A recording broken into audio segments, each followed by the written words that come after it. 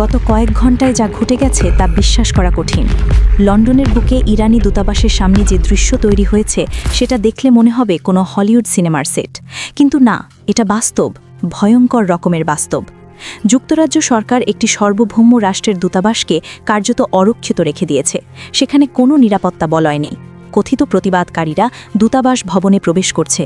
ইরানের জাতীয় পতাকা নামিয়ে সেখানে উড়িয়ে দেওয়া হয়েছে পুরনো রাজতান্ত্রিক শাসনের পতাকা। মুহাম্মদ রেজা পহেলাভবির আমলে সেই পতাকা, যা 4 দশক আগে ইসলামী বিপ্লবের পর অতীত হয়ে গিয়েছিল। পশ্চিমা বিশ্ব যেন একসাথে সিদ্ধান্ত নিয়ে ফেলেছে যে এবার ইরানকে শেষ করতেই হবে। তেহরানের রাস্তায় এখন আগুন জ্বলছে, মসজিদে অগ্নিসংযোগের খবর আসছে, সরকারি ভবনগুলোতে হামলা হচ্ছে। প্রতিবাদকারীদের হাতে অস্ত্র, তারা সাধারণ বিক্ষোভকারী নয়। তাদের হাতে যে রাইফেলগুলো দেখা যাচ্ছে সেগুলো মার্কিন সামরিক বাহিনীর স্ট্যান্ডার্ড ইস্যু। কিভাবে এগুলো তাদের হাতে এলো, এই প্রশ্নের উত্তর খুঁজতে গেলে পৌঁছে যেতে হয় সিআইএ এবং মোসাদের দরজায়। ওয়াশিংটন থেকে এমন একটি হুমকি এসেছে যা শুনলে গা শিউরে ওঠে। প্রেসিডেন্ট ডোনাল্ড ট্রাম্প সরাসরি ঘোষণা দিয়েছেন, ইরান যদি এই প্রতিবাদকারীদের উপর বল প্রয়োগ করে তাহলে যুক্তরাষ্ট্র পূর্ণ মাত্রায় সামরিক আক্রমণ চালাবে। বাসিজ বাহিনী বা আইআরজিসি যদি বিক্ষোভ দমনে নামে তাহলে ইরানের মাটিতে মার্কিন বোমা পড়বে। এটা কোনো সাধারণ কূটনৈতিক চাপ নয়, এটা সরাসরি যুদ্ধের হুমকি। গত রাতে হোয়াইট হাউসে একের পর এক জরুরি বৈঠক হয়েছে। ট্রাম্প তার শীর্ষ সামরিক কমান্ডারদের সাথে বসেছেন। ইসরায়েলের সাথে সরাসরি যোগাযোগ হয়েছে বেশ কয়েকবার। কয়েকটি আক্রমণ পরিকল্পনা চূড়ান্ত করা হয়েছে বলে জানা যাচ্ছে।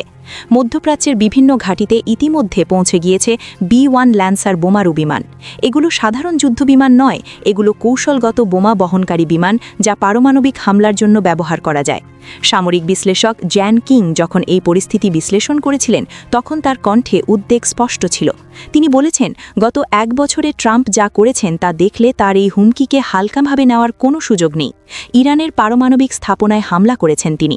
ভেনেজুয়েলার প্রেসিডেন্টকে জোর করে ক্ষমতা থেকে সরিয়ে দেশ ছাড়া করেছেন। এই মানুষ যখন কিছু করার হুমকি পায় তখন সেটা করেন। এটা কোনো রাজনৈতিক বক্তৃতা নয়, এটা জেনুইন থ্রেট। কিন্তু তেহরান কি পিছু হটবে? উত্তর হলো না। আইআরজিসি এবং ইরানের সর্বোচ্চ নেতা সিদ্ধান্ত নিয়ে ফেলেছে যে দেশের সার্বভৌম রক্ষায় যা করা দরকার তাই করা হবে। ওয়াশিংটনের হুমকি তাদের কাছে গুরুত্বহীন। ট্রাম্প আক্রমণ করুক বা না করুক, ইরান তার অভ্যন্তরীণ শত্রুদের মোকাবিলা করবেই। আগামী 24 থেকে 48 ঘণ্টার মধ্যে তেহরান এবং আশেপাশের সকল শহর থেকে এই কথিত বিক্ষোভকারীদের ক্লিয়ার করার নির্দেশ দেওয়া হয়েছে। গতকাল রাতের ঘটনা প্রবাহ ছিল রীতিমতো ভয়াবহ। আইআরজিসির প্রধান দপ্তরে সরাসরি হামলা হয়েছে। কথিত প্রতিবাদকারীরা সেই দপ্তরে ঢোকার চেষ্টা করেছে। তীব্র গুলির বিনিময় হয়েছে। আইআরজিসির অন্তত 2 থেকে 3 জন সদস্য নিহত হয়েছে বলে খবর পাওয়া যাচ্ছে। কয়েকটি কমন সেন্টার দখলের চেষ্টা করা হয়েছে। এগুলো কি সাধারণ রাস্তার বিক্ষোভকারীদের কাজ? কোনোভাবেই না। এগুলো পরিকল্পিত সামরিক অপারেশন। যারা এই হামলা চালাচ্ছে তারা প্রশিক্ষণপ্রাপ্ত, তাদের হাতে উন্নত অস্ত্র, তাদের কোঅর্ডিনেশন দেখলে বোঝা যায় পেশাদার গোয়েন্দা সংস্থার হাত এখানে রয়েছে। এই পরিস্থিতিতে ইরান তার সবচেয়ে শক্তিশালী অস্ত্রটি বের করেছে, বাসিজ বাহিনী। এই বাহিনীর কথা হয়তো অনেকেই শোনেননি, কিন্তু ইরানের প্রতিটি ঘরে ঘরে এই বাহিনীর সদস্য রয়েছে। লক্ষ লক্ষ মানুষ এই বাহিনীর অংশ। এরা সাধারণ মানুষ যারা ইসলামী বিপ্লব রক্ষার শপথ নিয়েছে। প্রতিটি পরিবার থেকে সদস্য এই বাহিনীতে যোগ দিয়েছে। এরা আইআরজিসির অংশ নয়, এরা সাধারণ নাগরিক, কিন্তু প্রশিক্ষণপ্রাপ্ত এবং সশস্ত্র। গতকাল রাতে যা ঘটেছে তা ইতিহাসে লেখা থাকবে। তেহরান এবং অন্যান্য বড় শহরে হঠাৎ করে বিদ্যুৎ সংযোগ বিচ্ছিন্ন করা হয়েছে। সম্পূর্ণ অন্ধকার নেমে এসেছে, আর সেই অন্ধকারে শুরু হয়েছে অপারেশন। আইআরজিসি এবং বাসিজ বাহিনী একযোগে বেরিয়ে পড়েছে। যারা রাস্তায় সশস্ত্র অবস্থায় ছিল তাদের ওপর আক্রমণ করা হয়েছে। অন্ধকারে কি ঘটেছে তার পুরো চিত্র এখনও স্পষ্ট নয়, তবে ভোরের আলো ফোটার আগেই বেশ কয়েকটি বড় শহর সম্পূর্ণ সরকারি নিয়ন্ত্রণে এসেছে বলে খবর পাওয়া যাচ্ছে। ইরানের সরকার কাঠামো বোঝা দরকার এই মুহূর্তে। এটা সাধারণ কোনো রাষ্ট্র ব্যবস্থা নয়। আয়াতুল্লাহ খামিনির হাতে চূড়ান্ত ক্ষমতা থাকলেও পুরো প্রশাসন ভাগ করা হয়েছে। প্রতিটি শহরে, প্রতিটি অঞ্চলে ধর্মীয় নেতারা এই শক্তি কাঠামোর অংশ। এরা কেউ বিচ্ছিন্ন নয়। যখন এই ধরনের সংকট আসে তখন সবাই এক হয়ে যায়। ভেনেজুয়েলা বা পাকিস্তানের মতো এটা একক শক্তির ওপর নির্ভরশীল কোনো সরকার নয় যে চাইলেই উৎখাত করে দেওয়া যায়। তবে ইরানের ধর্মীয় নেতারা একটি বিষয় নিয়ে চিন্তিত ছিলেন। সাধারণ মানুষ যারা বিদেশি প্রপাগান্ডায় প্রভাবিত হয়ে রাস্তায় নেমেছে তাদের ক্ষতি তারা চান না। এরা তাদেরই মানুষ। এ কারণেই প্রথম দফায় খুব শক্তিশালী প্রতিরোধ করা হয়নি, সময় দেওয়া হয়েছিল। কিন্তু যখন সশস্ত্র হামলা শুরু হলো তখন আর অপেক্ষা করার সুযোগ ছিল না। এখন ছোট ছোট শহর থেকেও ধর্মীয় নেতারা তাদের সমর্থকদের নিয়ে মাঠে নেমেছেন। এটা শুধু সামরিক অভিযান নয়, এটা জনগণের প্রতিরোধ। যুক্তরাজ্যের নিরাপত্তা মন্ত্রী এক বিবৃতিতে যা বলেছেন তা অত্যন্ত তাৎপর্যপূর্ণ। তিনি বলেছেন, এটাই শেষ খেলা। ইরানের বর্তমান সরকারকে উৎখাত করার এই সুযোগ আর আসবে না। আগামী ২০ থেকে ৩০ বছরেও এমন সুযোগ পাওয়া যাবে কিনা সন্দেহ। তাই এই সুযোগের সর্বোচ্চ ব্যবহার করতে হবে। এই কথাগুলো কোনো গোপন বৈঠকে বলা হয়নি, প্রকাশ্যে বলা হয়েছে। পশ্চিমা বিশ্ব তাদের উদ্দেশ্য আর লুকিয়ে রাখছে না। শুধু সিআইএ বা মোসাদ নয়, পুরো পশ্চিমা বিশ্বের গোয়েন্দা সংস্থাগুলো একযোগে কাজ করছে বলে জানা যাচ্ছে। তাদের যত ধরনের সক্ষমতা রয়েছে সবকিছু ইরানের বিরুদ্ধে ব্যবহার করা হচ্ছে।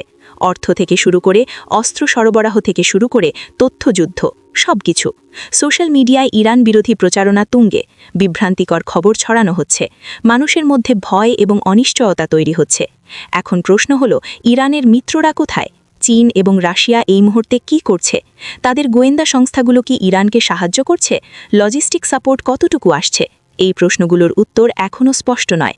মস্কো এবং বেইজিং থেকে সতর্ক বিবৃতি এসেছে, কিন্তু মাঠে তাদের উপস্থিতি কতটুকু সেটা এখনও পরিষ্কার নয়। আগামী কয়েকদিন অত্যন্ত গুরুত্বপূর্ণ। ইরান কি তার অভ্যন্তরীণ পরিস্থিতি নিয়ন্ত্রণে আনতে পারবে, নাকি বিশৃঙ্খলা আরও বাড়বে? ট্রাম্প কি সত্যি হামলা করবেন, নাকি এটা শুধু চাপ প্রয়োগের কৌশল? ইসরায়েল কি একাই কিছু করবে, নাকি আমেরিকার জন্য অপেক্ষা করবে?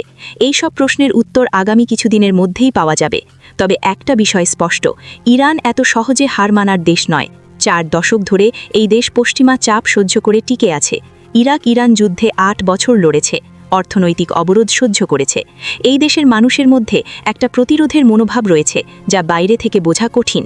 পশ্চিমা বিশ্ব হয়তো ভাবছে এটাই শেষ যুদ্ধ, কিন্তু তেহরান ভাবছে এটাই শেষ পরীক্ষা, যে পরীক্ষায় তারা উত্তীর্ণ হবে। আন্তর্জাতিক সম্প্রদায়ের নজর এখন মধ্যপ্রাচ্যের দিকে। জাতিসংঘ থেকে উদ্বেগ প্রকাশ করা হয়েছে, কিন্তু কার্যকর কোনো পদক্ষেপ নেওয়া হয়নি। ইউরোপীয় দেশগুলো মুখে সংযম রাখার কথা বলছে, কিন্তু তাদের গোয়েন্দা সংস্থাগুলো অন্য কাজে ব্যস্ত। এই দ্বিচারিতা নতুন কিছু নয়। মধ্যপ্রাচ্য সবসময় এই দ্বিচারিতার শিকার হয়। পরিস্থিতি যেদিকে যাচ্ছে তাতে বড় ধরনের সংঘাতের আশঙ্কা উড়িয়ে দেওয়া যায় না। ইরানে পূর্ণমাত্রায় মার্কিন হামলা হলে পুরো অঞ্চল অস্থির হয়ে পড়বে। হিজবুল্লাহ এবং অন্যত্র মিত্র গোষ্ঠীগুলো চুপ করে বসে থাকবে না। ইসরায়েলে হামলা হতে পারে, উপসাগরীয় দেশগুলোর তেল স্থাপনায় ঝুঁকি পড়বে, বিশ্ব অর্থনীতিতে ধাক্কা লাগবে। এসব বিবেচনায় নিলে বোঝা যায় পরিস্থিতি কতটা জটিল। তেহরানের রাস্তায় এখনও উত্তেজনা বিরাজ করছে, কিছু কিছু এলাকায় এখনও সংঘর্ষ চলছে, কিন্তু বড় শহরগুলোতে পরিস্থিতি ধীরে ধীরে নিয়ন্ত্রণে আসছে বলে খবর পাওয়া যাচ্ছে। আইআরজিসির ডেডলাইন শেষ হতে এখনও সময় আছে। সেই সময়ের মধ্যে কি ঘটে সেটাই দেখার বিষয়। একটা বিষয় নিশ্চিত, আগামী কয়েকদিন বিশ্ব রাজনীতির জন্য অত্যন্ত গুরুত্বপূর্ণ। ইরানের ভাগ্য শুধু ইরানের হাতেই নেই। বিশ্বের বড় শক্তিগুলোর দাবার গুটি হিসেবে এই দেশটি আবারও মঞ্চে এসেছে। কে জিতবে, কে হারবে সেটা সময় বলে দেবে। তবে এই খেলায় যে রক্ত ঝরবে সেটা নিশ্চিত, আর সেই রক্ত সাধারণ মানুষের।